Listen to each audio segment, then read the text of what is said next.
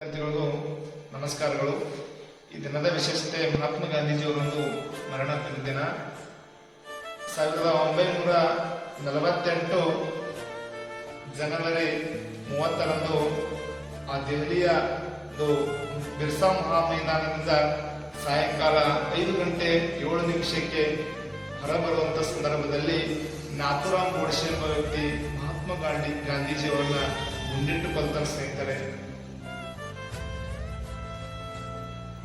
ದೆಹಲಿಯಲ್ಲಿ ಬಿರ್ಸಾ ಮಹಾ ಮೈದಾನದಲ್ಲಿ ಸಾಯಂಕಾಲ 5 ಗಂಟೆ 7 ನಿಮಿಷಕ್ಕೆ ಧ್ಯಾನವನ್ನು ಮುಗಿಸಿ ಹೊರಬರುವಂತಹ ಸಂದರ್ಭದಲ್ಲಿ ನಾಥುರಾಮ್ ಗೋಡ್ಸೆ ಎಂಬ ವ್ಯಕ್ತಿ ಏನ್ ಮಾಡ್ತಾನಂದ್ರೆ ಒಂದು ಮಹಾತ್ಮ ಗಾಂಧಿಯನ್ನ ಗುಂಡಿಟ್ಟು ಕೊಲ್ತಾನೆ.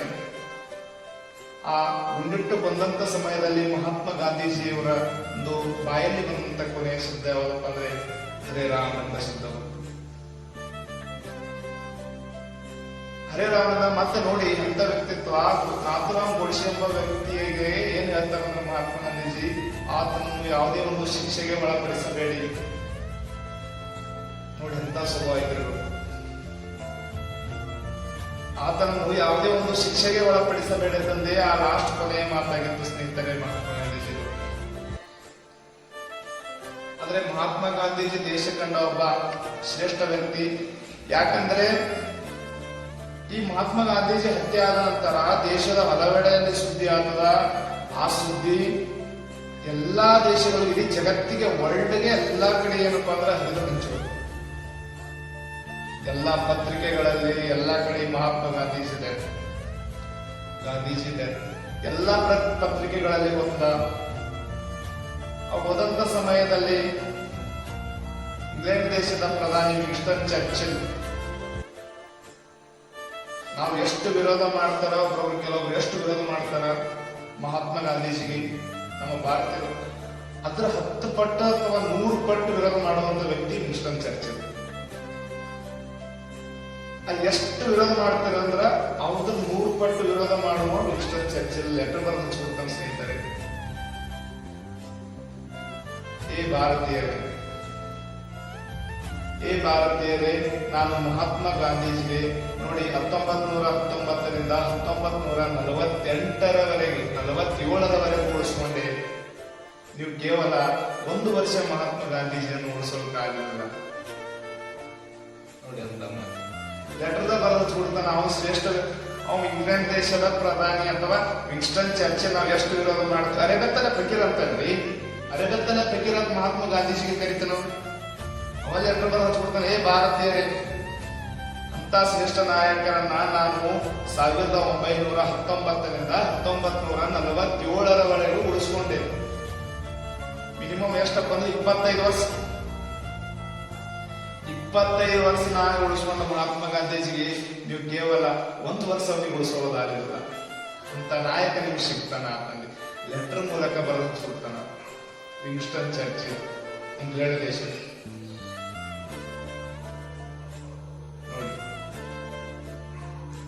ಮತ್ತೆ ಚಲೋ ಅಲ್ಲ ಗಾಂಧೀಜಿ ನಾವು ಹೇಳ್ತಾನೆ. ಗಾಂಧೀಜಿ ಒಂದು 70 ರೂಪಾಯಿ ಗುಂಡ ಅಥವಾ 30 ರೂಪಾಯಿ ಗುಂಡ ಸಾಕಾಗಿತ್ತು. ಗಾಂಧೀಜಿ ಬಲಿಷ್ಠ ಪೈಲ್ವಾನ್ ಇದ್ದಿದ್ದಲ್ಲ, ಏನ್ ಇದ್ದಿದ್ದಲ್ಲ.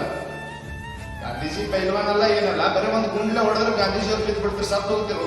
ಆದ್ರೆ ನಾವು ಹೊಡಿಲಿಲ್ಲ. ಯಾಕಂದ್ರೆ ಅಂತ ಶ್ರೇಷ್ಠ ನಾಯಕ ಮಹಾತ್ಮ ಗಾಂಧೀಜಿದಲ್ಲಿ ವಿನ್ಸ್ಟನ್ ಚರ್ಚಿಲ್ ಲೆಟರ್ ಬರೆದು ಹಚ್ಕೊಡ್ತಾನೆ ಭಾರತ. ಅವಾಗ ಈ ಒಂದು ಸುದ್ದಿ ಎಲ್ಲಿ ಹೋಗ್ತದಪ್ಪ ಅಂದ್ರೆ ವಿಶ್ವಸಂಸ್ಥೆಗೆ ಹೋಗ್ತದೆ ಸ್ನೇಹಿತರೆ. ವಿಶ್ವಸಂಸ್ಥೆಗೆ ಹೋದಂತ ಸಮಯದಲ್ಲಿ ಅಲ್ಲೇನು ಪ್ರಧಾನ ಕಾರ್ಯದರ್ಶಿ ಇರ್ತಾರಲ್ಲ, ಅವ್ರು ಏನ್ ಹೇಳ್ತಾರಂದ್ರ ಈ ನೋಡಿ, ಈಗ ಒಬ್ಬ ದೇಶದ ನಾಯಕ ಸತ್ತರೆ, ಮರಣ ಹೊಂದಿದರೆ ಏನಾಗ್ತದಪ್ಪ ಅಂದ್ರ ಆ ನಮ್ಮ ಭಾರತದ ಧ್ವಜವನ್ನ ಏನ್ ಮಾಡ್ತಾರಂದ್ರ ಅರ್ಧಕ್ಕೆ ಇಳಿಸ್ತಾರ.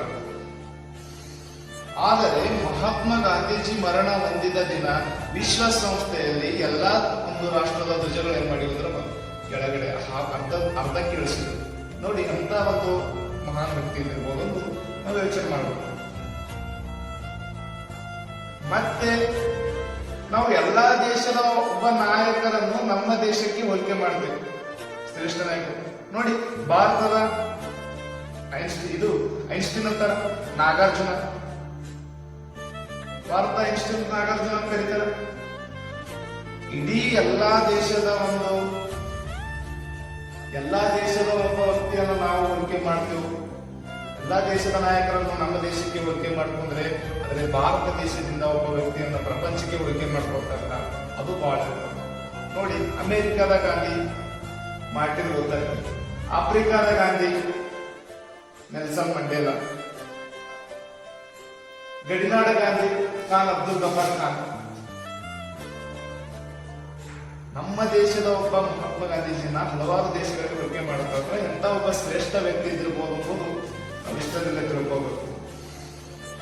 ವಿನ್ಸ್ಟನ್ ಚರ್ಚಿಲ್ ಹೇಳ್ತಾ ಒಂದ್ ಕಡೆ ಮಾತು, ಅಂತ ನಾಯಕ ನಿಮಗೆ ಸಿಗೋದಿಲ್ಲ.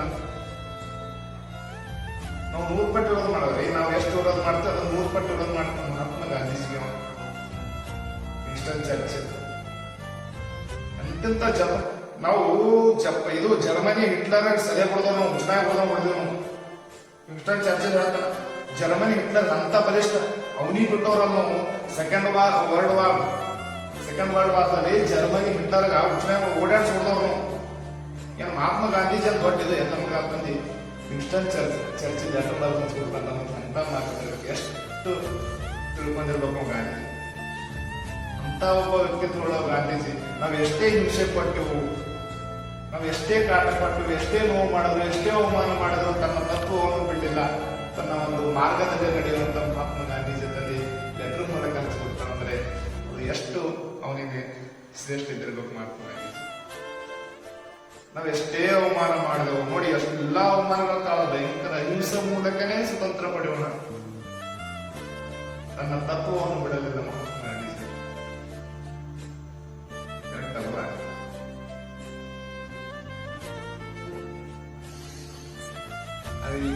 ಮಹಾತ್ಮ ಗಾಂಧೀಜಿ ಬಗ್ಗೆ ಹೇಳೋದಾದ್ರೆ ಇನ್ನೂ ಹೆಚ್ಚಿಗೆ ಹೇಳ್ಬೋದು. ಬಟ್ ನಮ್ಗೆ ತಿಳಿದಷ್ಟು ನಾವು ಹೇಳಬೇಕಾಗ್ತದೆ. ಯಾಕಂದ್ರೆ ಅವ್ರ ಬಗ್ಗೆ ಓದಿದ ಪ್ರಮಾಣ ನಮ್ದು ಸ್ವಂತ ಪ್ರಮಾಣದಲ್ಲಿ ಇರುತ್ತಲ್ಲ. ಯಾಕಂದ್ರೆ ಕೆಲವೊಬ್ರು ಸಹ ಓದಿರ್ತಾರ, ಬಟ್ ಏನು ಅವ್ರ ವಿಷಯದಲ್ಲಿ ಏನು ಓದಿರ್ತಾರೋ ನಮಗ್ ಬಿಟ್ಟಿದಲ್ಲ.